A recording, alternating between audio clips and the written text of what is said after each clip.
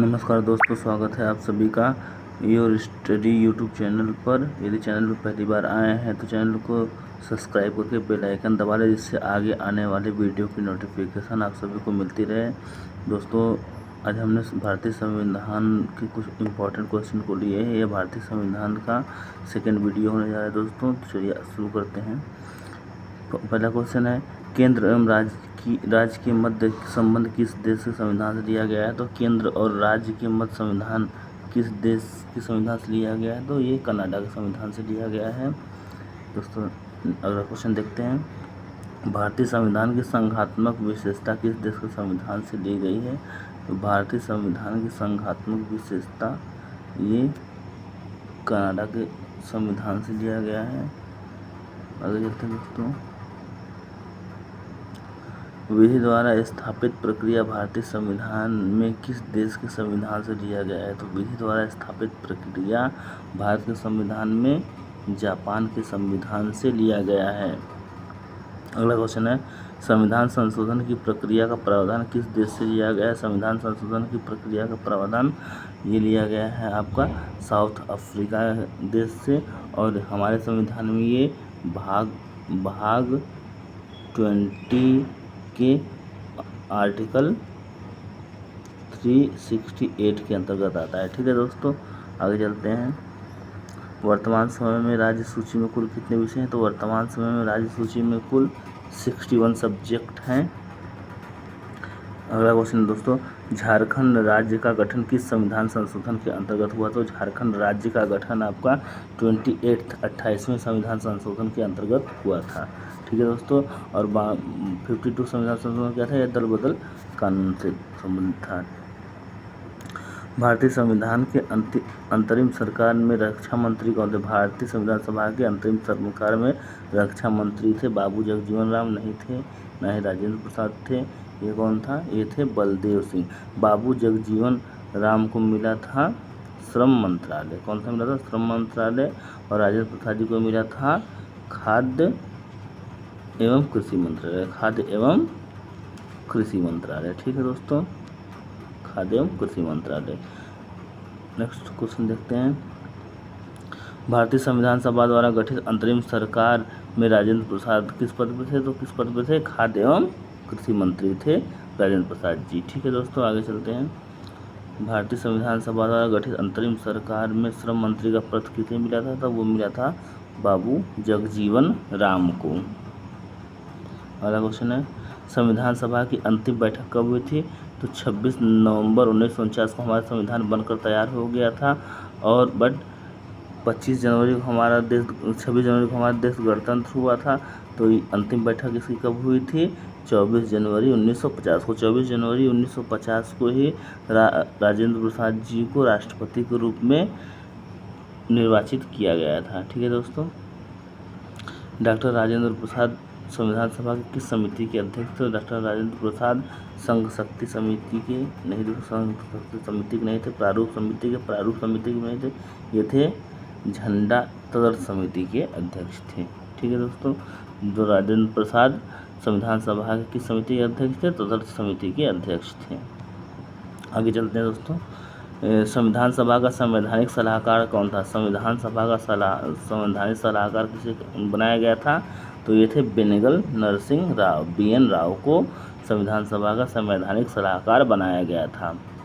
आगे क्वेश्चन देखते हैं, मूल संविधान में मौलिक कर्तव्यों की संख्या है। तो मूल संविधान में मौलिक कर्तव्यों की संख्या है। मौलिक कर्तव्य किस देश के संविधान से लिए गए थे दोस्तों? ये रूस के संविधान से लिए गए थे। और मूल संविधान में इनकी कितनी संख्या थी? ये थी 10। और वर्तमान समय में हमारे संविधान में मौलिक कर्तव्यों की संख्या कितनी है? ये है 11 है। और 86वें संविधान संशोधन के अंतर्गत 86वें संविधान संशोधन के अंतर्गत 11वां जोड़ा गया था कि कोई भी बच्चे का अभिभावक या संरक्षक है वो यह सुनिश्चित करेगा कि 6 से 14 साल के बच्चों को अनिवार्य रूप से शिक्षा प्रदान की जाए। ठीक है दोस्तों, आगे चलते हैं।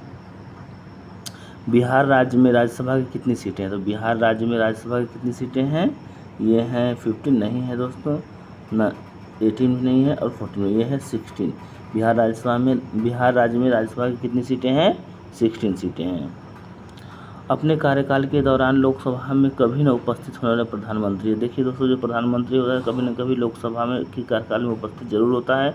तो एक ऐसे प्रधानमंत्री भी हुए हमारे देश में जो कि लोकसभा कार्यकाल में कभी भी नहीं उपस्थित हुए। पूरे अपने कार्यकाल में लोकसभा कार्यवाही में कभी नहीं उपस्थित हुए हैं।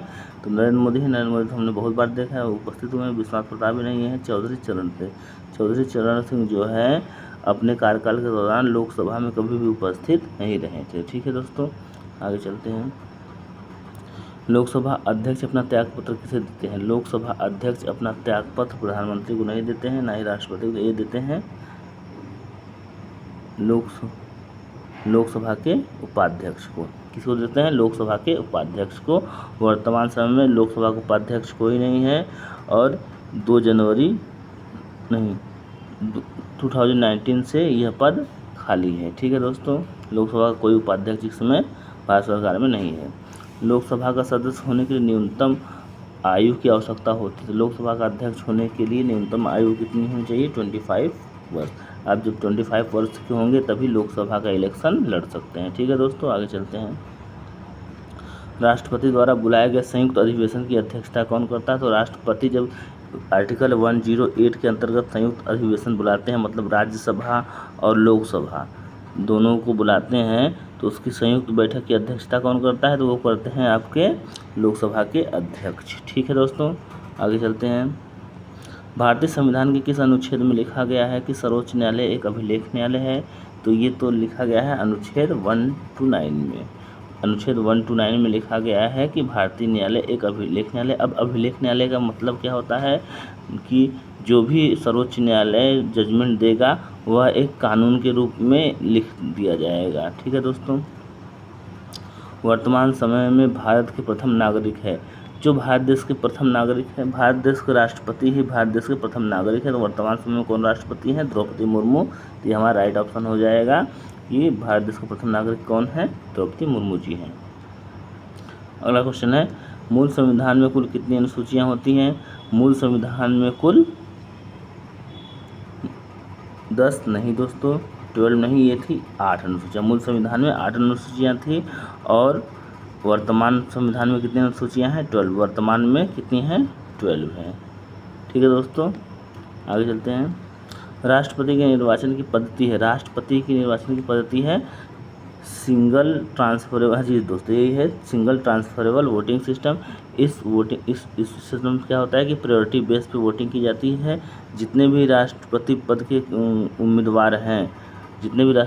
उम्मीदवार सबको प्रायोरिटी बेस पे वोटिंग की जाती है कि फर्स्ट प्रायोरिटी मेरी ये है और सेकंड ये है, तो उस बेस पे हमारे वोटिंग की जाती है। ठीक है दोस्तों, भारतीय संविधान में वर्णित मौलिक कर्तव्यों को किस देश से लिया गया? तो भारतीय संविधान में वर्णित मौलिक कर्तव्यों को रूस से लिया गया है और इसकी वर्तमान संख्या कितनी है? 11 है। कितने हैं? 11 है। ठीक है दोस्तों, आगे चलते हैं। प्रथम संविधान संशोधन किसका संबंध किससे है? प्रथम संविधान संशोधन का संबंध किससे है? क्या जिम्मेदारी उन्मूलन से है? नहीं दोस्तों, जिम्मेदारी उन्मूलन नहीं है। कृषि सुधार से भी नहीं, ये है आपका भूमि सुधार से। प्रथम संविधान संशोधन का संबंध किससे था? भूमि सुधार से। ठीक है दोस्तों, अगला क्वेश्चन देखते हैं। भारतीय संविधान में वर्णित किन जानवरों को मारने पर दंडनीय अपराध है? तो किन जानवरों को करने में मारने पर दंडनीय अपराध है? तो ये है, आप मोर को भी नहीं मार सकते और काले हिरण को। तो मोर और काले हिरण, तो आपका ऑप्शन हो जाएगा उपरोक्त में से एक से अधिक। आगे चलते हैं। भारतीय संविधान में वर्णित मूल कर्तव्य को किस अनुच्छेद के अंतर्गत रखा गया? तो भारतीय संविधान में वर्णित मूल कर्तव्य को अनुच्छेद 51 क के अंतर्गत रखा गया है। ठीक है दोस्तों, आगे चलते हैं। तो दोस्तों, ये इस वीडियो का लास्ट क्वेश्चन था।